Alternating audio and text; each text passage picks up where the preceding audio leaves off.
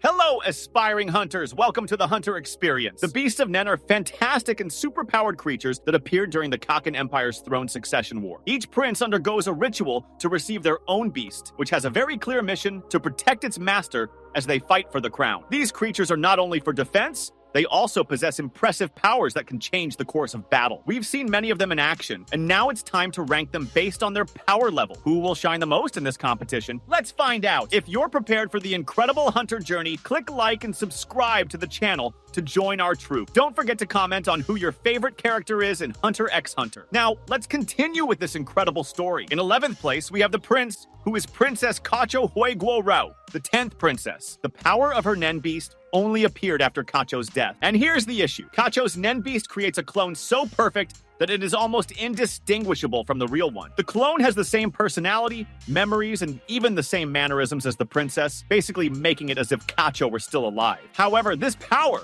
only activates after her death, which is why she takes the last place in our ranking. In 10th place, we have the 5th prince, Tubepa Huiguo. His Nen beast takes the form of a chameleon, capable of staying invisible for long periods. Additionally, Tubepa can produce all kinds of chemicals within his beast's body. The potential of this ability is great, but so far we haven't seen it used in an impressive way. If Tubepa can generate more powerful chemicals in the future, his Nen beast could rise in the ranking. But for now, it stays here in 10th. In 9th place, we have Prince Momozu, the 12th prince. His Nen beast focuses on manipulating people. When someone becomes its target, a mini-clone of the beast appears and repeatedly asks if the person is free. If the person replies yes, the Nen beast loses control over them, manipulating them to do whatever it wants, including killing. But to escape this manipulation, all you have to do is say, "No, I'm not free," and the problem ends. The ease of escape places this Nen beast in 9th. In 8th place, we have Prince Morion, the 13th prince. His Nen beast creates a room that transports people to a random location, making any invasion practically impossible, as no one from the outside can see or hear what has happened. However, convincing Morion to let someone into the room again is key to defeating him. While it has good defensive qualities, it is still vulnerable in other situations. In 7th place, Prince Lazurus, the 7th prince, has a more interesting Nen beast of manipulation. His ability creates traps based on the greatest desires of its victims. When someone succumbs to the desire, the Nen beast takes control of the person, turning them into its puppet. This manipulation is much harder to escape, as victims will have difficulty resisting the temptation to get what they most want. For this reason, this Nen beast rises in the ranking. Now, in 6th place,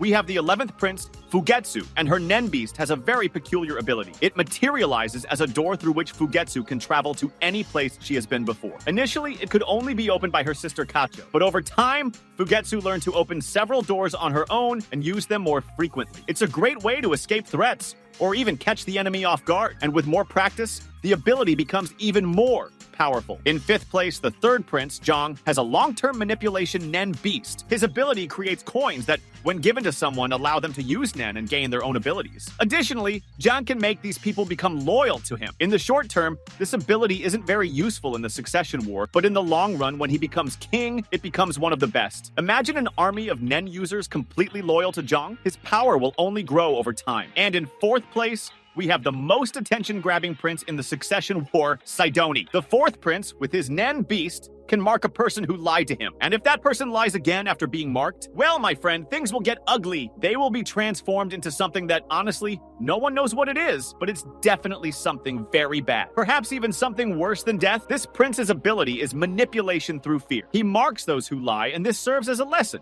because anyone who dares lie again will likely think twice, or die, right? So it's an interesting manipulation because it gives the person a second chance while preventing anyone close to the prince from deceiving him. The 4th prince is protected and can still achieve his goals in the short term with this ability. Now, in 3rd place, we have the 6th prince, Tyson. Tyson's Nen beast is the opposite of the 4th prince's. It makes everyone who hears Tyson's sermon gain happiness in exchange for their Nen. Rather strange exchange, right? The best part is that Tyson's beast absorbs the Nen from these people. But if anyone doesn't follow the rules in Tyson's book, they will be severely punished. And folks, I have to admit, his ability is much subtler than the 4th prince's, but far broader. He can manipulate many people at once, and if anyone betrays him, the punishment comes with force. We still don't know what he can do with all that absorbed Nen, huh? If he can use it intelligently, he could do much better than the 4th prince. In my opinion, Tyson's ability is much more powerful because he has the power to manipulate a much larger number of people at once. In 2nd place, we have the 8th prince, Sali. His Nen Beast is undoubtedly the best form of manipulation in the Succession War. His ability releases a white gas that if someone is within a 7-meter radius, will be manipulated. If they are Sali's friend, it only takes 8 hours to be manipulated. Now, if they're an enemy, it will take 70 hours. And it doesn't stop there. After being manipulated, the person gains a miniature that also releases gas wherever they go, affecting everyone around them. Imagine the power of this.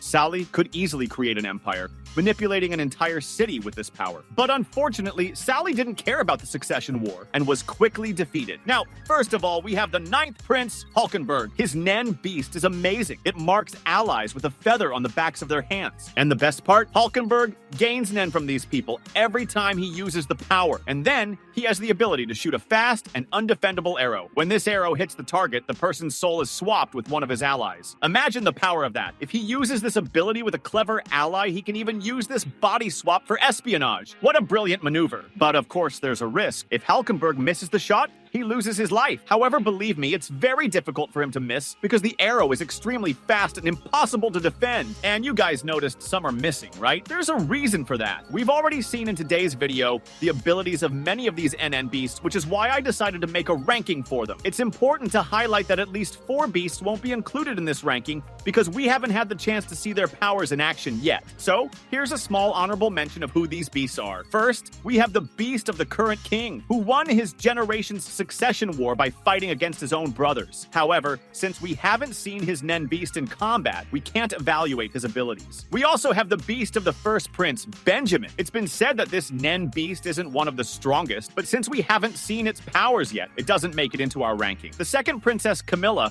also hasn't shown her ability so far. We know that her NN Beast is of the manipulator type, but we don't know exactly how she manipulates people, so we can't include her in the analysis. Finally, we have the 14th prince, who is still a baby. Since his NN Beast hasn't been revealed yet, it's impossible to say anything about it, so he also doesn't make it into this ranking. Now that I've explained these exceptions, let's start the ranking with the last place, which is... So, guys, did you like the Nen Beast ranking? As you can see, there are amazing powers in this battle for the throne, and each prince has a unique ability that could change the course of the Succession War. But, of course, as I mentioned earlier, there are still some beasts that didn't make it into the ranking simply because we haven't seen their abilities in action. Who knows, in the future, these beasts might prove to be even more powerful. Now, I want to know from you, which of these Nen beasts do you think has the greatest potential? Or maybe some prince will surprise everyone with a hidden power. Leave your thoughts in the comments about what you think and who you think will be the big winner of this war. If you liked the video, don't forget to leave a like and subscribe to the channel so you don't miss any more videos like this. And if you have more curiosities about the world of Hunter x Hunter